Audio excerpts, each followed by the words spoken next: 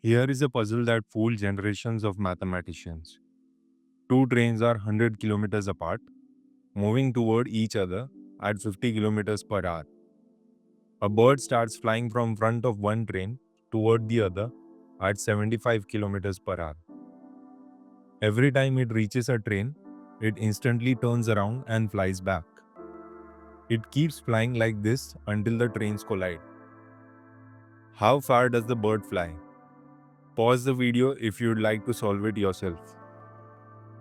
Most people immediately start calculating each trip. How far does the bird fly the first time? Then the second, then the third, then the fourth, and so on. But there is a problem.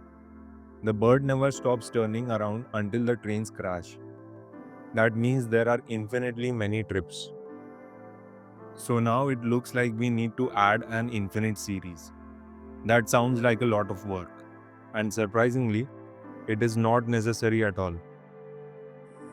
Here is the trick. The question never asks for how far the bird flies on each trip, only the total. So don't follow the bird, follow the time. Once we know how long the trains take to collide, distance is just speed times time. The trains move toward each other, so their speeds add together.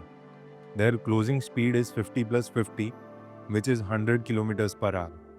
Since they begin 100 kilometers apart, the collision happens after 100 divided by 100, which is exactly 1 hour.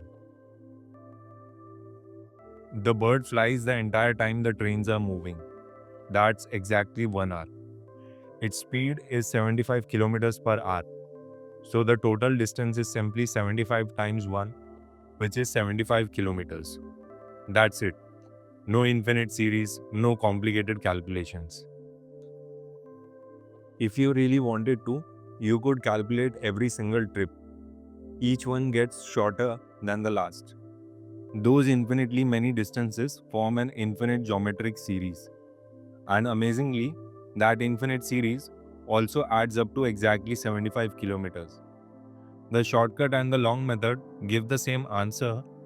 The shortcut is just much smarter. Did you try solving it by adding infinite series?